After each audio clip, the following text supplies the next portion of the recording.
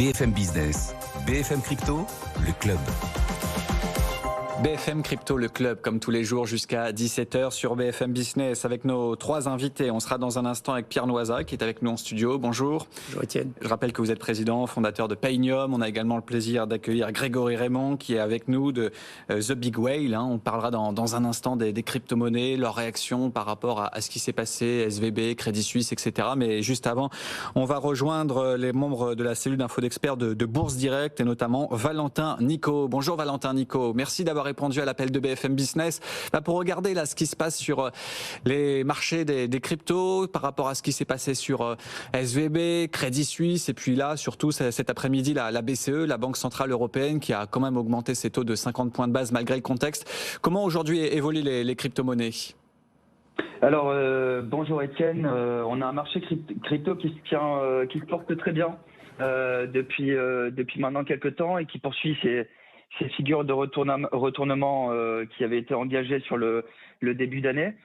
Et il est certain que la combinaison de défiance sur le système bancaire traditionnel et les résultats sur les chiffres de l'inflation aux États-Unis qui sont sortis et qui ont été plutôt rassurants nous amène à la dernière semaine qu'on a eu de surperformance de ce marché.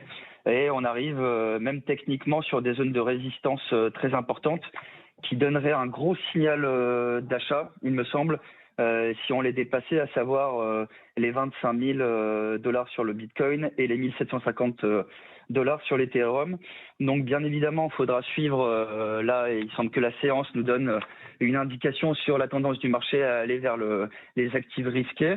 Donc on va voir si cela se poursuit, toujours en ligne de mire, regarder bien sûr l'évolution du Nasdaq et des valeurs technologiques pour se faire un avis quotidien. Mais il semble quand même que le plus dur ait été passé sur ce marché et que les beaux jours arrivent, du moins techniquement c'est ce qu'on notifie chez nous. Bah oui, parce qu'après une phase difficile, on a quand même un Bitcoin qui se rapproche des 24 000. Merci beaucoup Valentin Nico. Je rappelle que vous êtes membre de la cellule info d'experts de Bourse Direct. On est toujours avec nos deux invités, Grégory Raymond, The Big Whale, et puis avec Pierre Noisa, président fondateur de Paynium. Grégory, le Bitcoin peut dire merci à SVB, à Crédit Suisse. On a quand même un gain de 20% là en l'espace d'une semaine, même pas sur le Bitcoin. Oui, il y a beaucoup de mauvaises nouvelles dans le monde financier, mais j'ai l'impression que ça sert le Bitcoin et plus globalement les crypto-monnaies. Vous l'avez vu, comme tout le monde, ces derniers jours, surtout la semaine dernière, il y a eu un phénomène de bank run, notamment aux États-Unis. On a eu peur de la faillite de certaines banques, qui d'ailleurs ont fini par fermer. Les gens se sont rués au guichet, ont transféré leurs fonds. Donc en fait, on s'aperçoit que les banques, de nouveau, 15 ans après, sont faillibles. Et donc le Bitcoin, c'est un peu l'endroit, c'est un peu le havre de paix où on peut mettre ses économies quand il y a des turbulences. Donc je pense que voilà, le Bitcoin a bien profité de cette narrative. Je parlais du Bitcoin en euros, je précise, puisqu'en dollars, on est à 24 878 $ pour un Bitcoin. Pierre Noisa, comment vous regardez ce qui s'est passé là ces dernières heures sur l'écosystème des cryptos ? Alors, je pense qu'effectivement, l'impact de ce qui se passe dans le système bancaire traditionnel peut être observé sur les cryptos. Il se passe que les gens réalisent qu'effectivement, Bitcoin, c'est pas seulement une protection contre l'inflation, mais contre l'hyperinflation, c'est-à-dire des problèmes de liquidité qui peuvent se poser dans le système bancaire. On l'a vu il y a quelques années à Chypre, et les gens se disent peut-être que ça peut arriver aussi en Europe. Crédit Suisse, c'est quand même une banque dite systémique, ce qui est intéressant de remarquer, c'est qu'elle elle satisfaisait à toutes les exigences prudentielles, et pourtant en 24 heures il a fallu trouver 50 milliards pour la sortir de l'eau. Donc ça veut dire quoi ? Ça veut dire que la régulation, en fait, ça ne marche pas. Même après l'épisode de 2008, on voit qu'en 2023 la régulation, quand c'est l'autorégulation, parce que finalement les régulateurs sont essentiellement des gens issus de la banque et ce sont des banquiers, ça ne marche pas. Donc c'est pas la solution miracle. La solution miracle, on le dit nous dans le monde des cryptos, c'est plutôt une diversité des monnaies et l'accès à d'autres systèmes monétaires que le système monopolistique. Je pense qu'un système monopolistique est fondamentalement fragile et c'est ce qu'on observe aujourd'hui et c'est ce que les gens commencent à réaliser, puisque c'est très difficile de faire de l'éducation en matière d'économie, on le sait que c'est compliqué.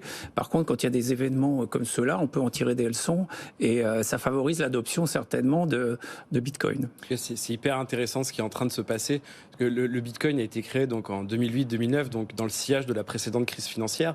Donc c'était un peu en réaction à Lehman Brothers, hein, donc une banque qui a fait faillite, des gens qui ont perdu beaucoup d'argent. Là, donc on est quoi ? On est 14 ans après. Ça va être l'épreuve du feu pour Bitcoin et je suis très curieux de voir ce que ça va donner. Est-ce que, alors que là, de nouveau, on a peur sur la solvabilité des banques, est-ce que le Bitcoin va tirer son épingle du jeu ? L'avenir nous le dira, mais c'est très intéressant à suivre. Oui, parce que là, on est quand même sur un mouvement de plus de 20%.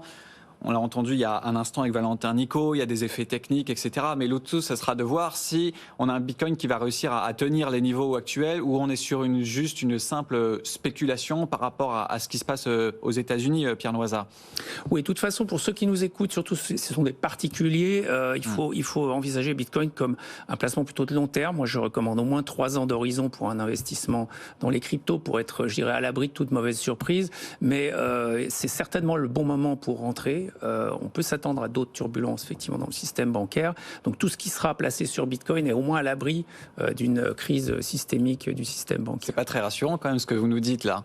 Si on a des Bitcoins, oui, mais quand vous dites au final le système il est pas régulé et ça va mal finir. Enfin, je caricature vraiment, alors, mais bon. Si vous lisez les économistes, en fait, tout leur raisonnement sur l'inflation et autres commence par un État à une durée infinie. Il peut pas y avoir de problème sur la dette d'un État, etc. Malheureusement, l'histoire montre que cette hypothèse est juste fausse. Donc, moi, en tant que scientifique, je questionne les hypothèses quand je lis un papier qui soit économique ou scientifique. Et aujourd'hui, quand je lis encore aujourd'hui des papiers économiques, malheureusement, on fait toujours cette hypothèse que l'État et la Banque centrale ont une durée de vie infinie. Or, il y a plein de pays où on a montré que c'était pas le cas.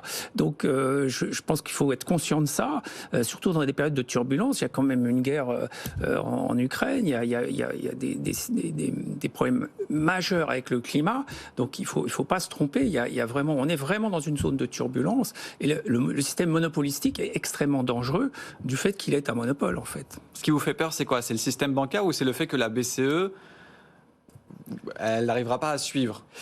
Si on veut suivre un petit peu vos propos. Oui, alors ce qui peut être gênant, c'est qu'on essaie de fermer la porte de sortie, effectivement, une porte de sortie qui est Bitcoin et les cryptos, c'est-à-dire mettre des difficultés particulières sur les cryptos et l'accès aux cryptos et à l'échange, alors que les problèmes sont plutôt dans le monopole. Donc je pense qu'il y a une incompréhension de toute façon dès le départ à essayer de bricoler la régulation sur le monopole, alors que le problème de fond n'est pas la régulation, le problème de fond, c'est le monopole, qui a disparu dans les faits, mais pas dans la loi, pas dans le code monétaire et financier, etc. Donc tant qu'on sera dans cet état d'obsolescence du monopole juridique, alors qu'il a disparu dans les faits, on va avoir ce problème. Et c'est ce qu'on vit en ce moment, je pense. Grégory Raymond, est-ce qu'aujourd'hui, l'écosystème peut profiter des déboires bancaires ? Et puis peut-être un mot aussi sur la situation en Europe, qui est en retard par rapport à tout cet écosystème, si on le compare aux États-Unis.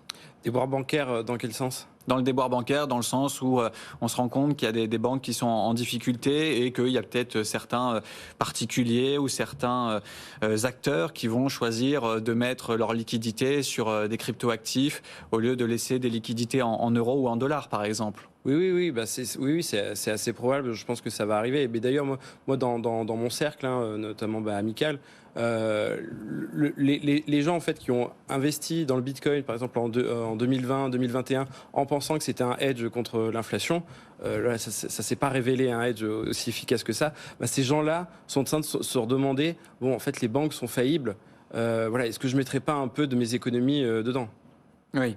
Après, je ne sais pas si vous partagez le point de Pierre Noiza, mais il ne faut peut-être pas mettre Crédit Suisse au nom de toutes les banques de l'Europe. On voit quand même des... Non, bien sûr, mais il y a toute cette actualité assez stressante autour des banques et qui contribue en fait à fragiliser le système parce que tout est basé sur la confiance en fait qu'on accorde aux banques. Je pense pas qu'on se dirige vers un cataclysme, mais c'est quand même très anxiogène tout ce qui se passe. En quelques jours, il y a combien de banques qui ont fermé leurs portes ? 3. C'est énorme aux États-Unis. Crédit Suisse, qui est une banque systémique européenne, ils vont pas faire faillite demain, quoi. On n'en sait rien en ce moment. Mais tout ça contribue à se dire, mais est-ce que mon argent est bien en sécurité ? Donc, je conseille à personne de mettre toutes ces économies dans Bitcoin.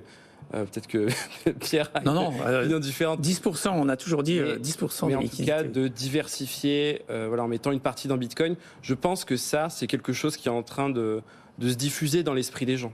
Comment ça se passe pour les stablecoins, vous qui suivez ça, Pierre Noisa, par rapport au déboire, comme vient de le souligner Grégory, des banques régionales qui ont fait faillite en début de semaine? C'est un vrai sujet, parce qu'effectivement, nous, on a toujours été réticents chez Paymium à proposer des stablecoins, collatéralisés par un compte bancaire à nos clients, parce que effectivement, la problématique de fermeture du compte bancaire et d'auditabilité en fait du collatéral est un problème de fond sur les stablecoins. Donc, il y a un stablecoin algorithmique qui s'appelle le DAI, qui est intéressant, qu'on a listé, nous, chez Paymium, mais il reste le problème que dans les cryptos du DAI, il y a des stablecoins en crypto. Donc, c'est un peu une logique circulaire. Donc, méfiance avec les stablecoins, je dirais globalement, dans un contexte où, justement, les banques ont des difficultés, il y a des faillites, il y a des fermetures de comptes. Je dirais que le seul havre de paix, comme le disait Grégory, c'est plutôt Bitcoin. Dans ce cas-là, il vaut mieux avoir ses liquidités en Bitcoin qu'en stablecoin. Et d'ailleurs, on l'a vu en fin de semaine dernière, il y a eu un énorme doute sur le stablecoin USDC, qui est le deuxième plus gros du monde, qui pèse à peu près 40 milliards de capitalisation. Pendant quelques heures, il a perdu son indexation par rapport au dollar de l'ordre de 15%. Et qu'est-ce qui s'est passé ? Les gens qui en détenaient, de peur que ça descende encore plus, ont vraisemblablement acheté beaucoup de Bitcoin avec. Et c'est ce qui explique en partie la hausse du début de semaine que l'on a observé.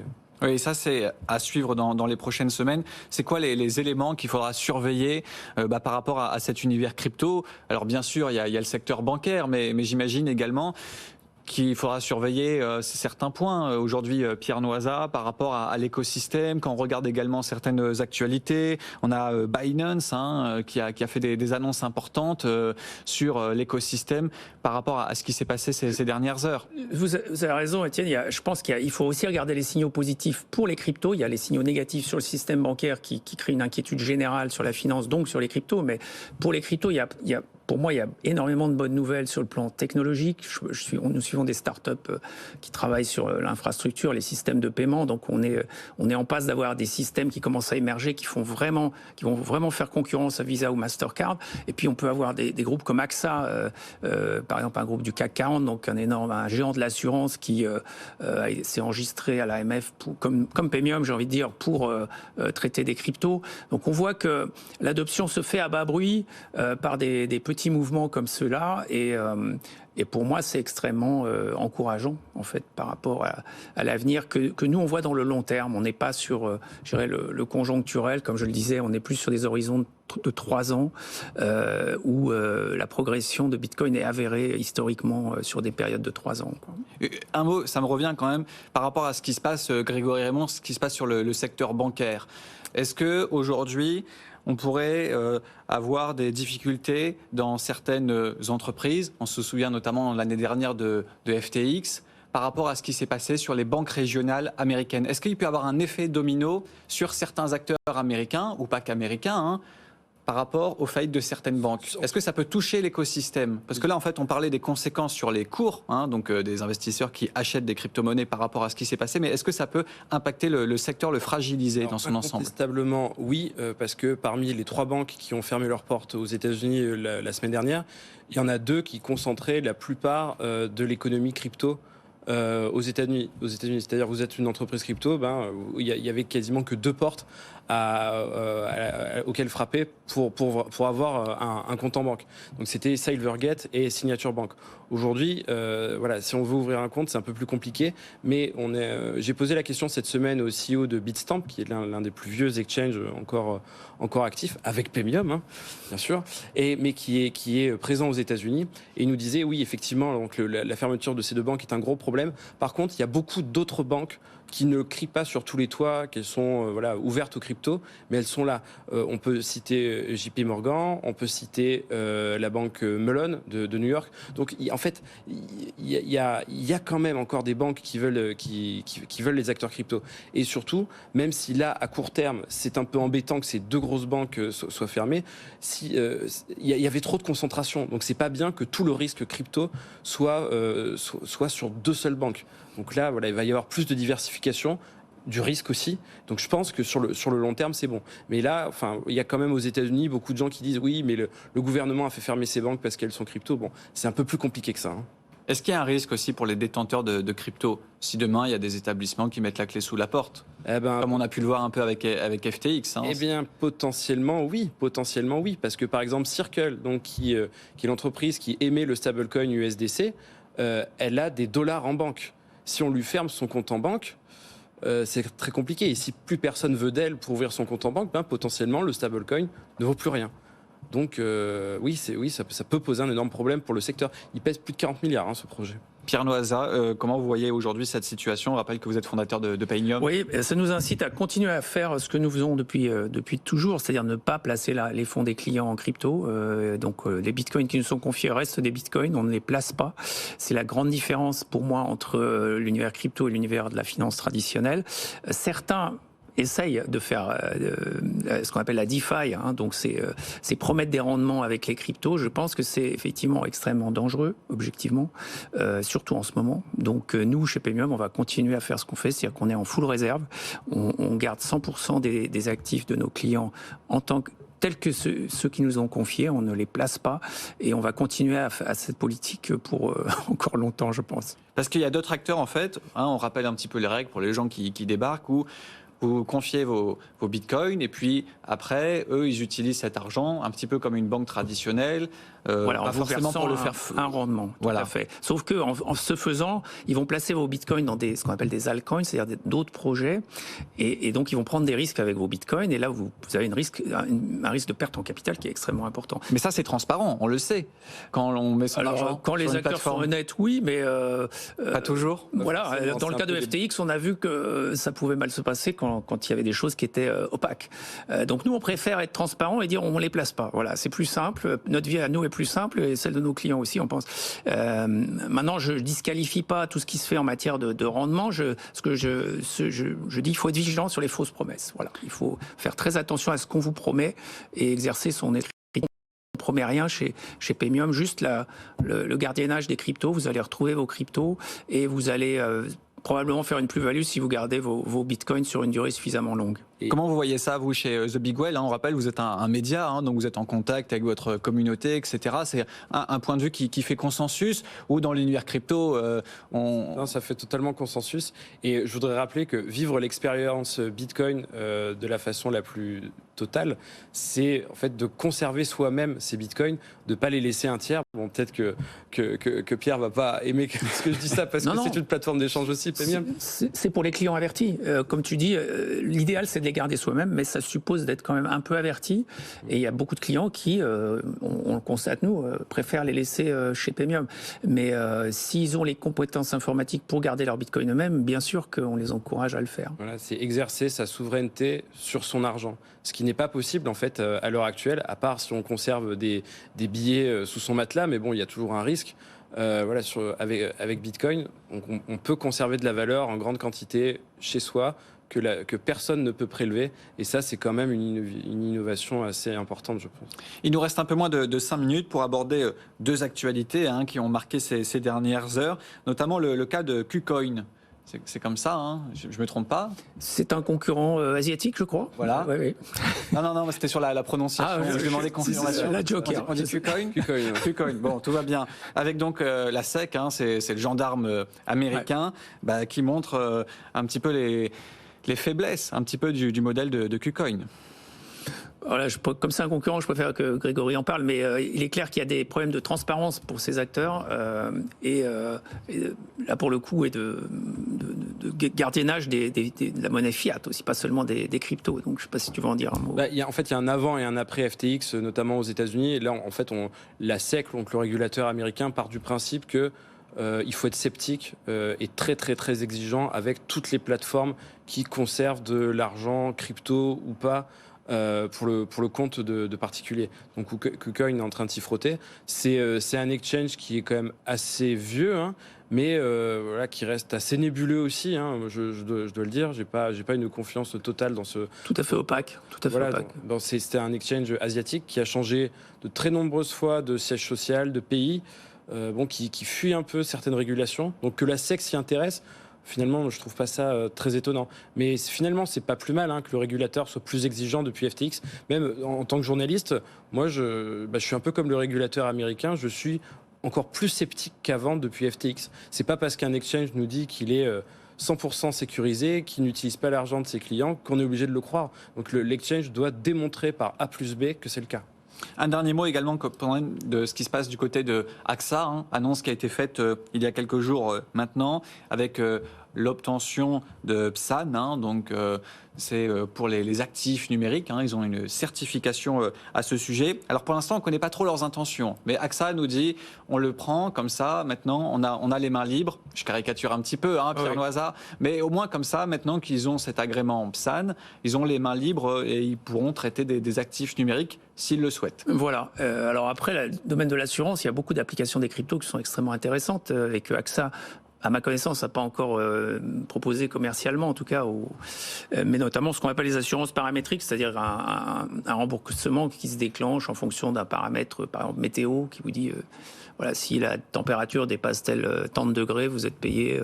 Ce genre d'assurance se prête très bien à être, disons, proposé sous forme de crypto-monnaie. Aussi bien les paiements des primes que le paiement des remboursements. Ça ne fait de sens que si à la fois la prime et le remboursement sont en crypto. S'il y a un passage par la monnaie fiat, ça n'a plus aucun sens, puisqu'à ce moment-là, ça devient, on perd le caractère automatique de l'exécution, c'est-à-dire auto-exécutoire de ce qu'on appelle le smart contract. Mais donc AXA, il me semble indispensable qu'il s'intéresse aux cryptos, ne serait-ce que pour cette raison. Et après aussi peut-être Grégory Raymond pour échanger des cryptos avec d'autres établissements. C'est possible, c'est possible. Mais beaucoup de monde fantasme un peu sur pourquoi AXA est devenu PSAN. Moi, je suis pas sûr que c'est pour faire des produits d'assurance liés aux cryptos, des trucs hyper innovants. Pas sûr. Faut pas oublier qu'AXA, tout simplement, en fait, teste plein d'expérimentations dans les métavers, notamment le métavers The Sandbox. Pour ça, il faut détenir un peu de crypto pour créer des petites expériences. Donc, être PSAN pour AXA, c'est peut-être juste ça. Faut pas non plus, imaginer qu'il va y avoir un changement de paradigme énorme chez AXA. Par contre, ça montre que AXA est un assureur innovant. Et ça, c'est intéressant. Oui, ça, c'est intéressant.